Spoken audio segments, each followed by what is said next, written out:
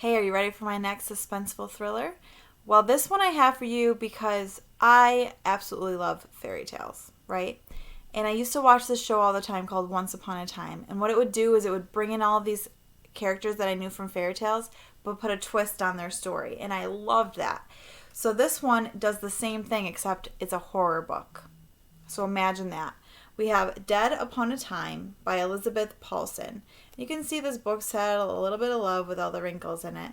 But this tracks the story of a girl named Kate Wood. Now you can try to take a guess at who she is fairy tale wise. But she starts the story going through the woods and is attacked by a group of wolves.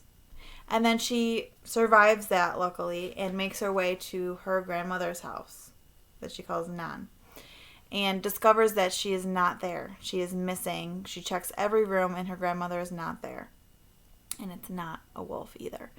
But as she runs to the village, which is miles away, she discovers that no one wants to help her because everyone in the village suspects that her grandmother is a witch, and they want nothing to do with that. So she finds one person that is willing to help her, and his name is Jack. And he's also an outsider like Kate and her grandmother. And he decides that he's going to help her find her grandmother.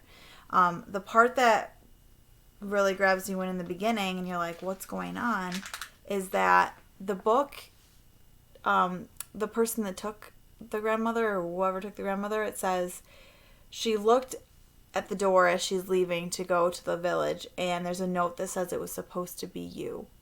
So maybe they weren't even targeting the grandmother, but they were instead trying to get Kate. So you have no idea who this person, this kidnapper, this killer maybe even is, and you have to read about it.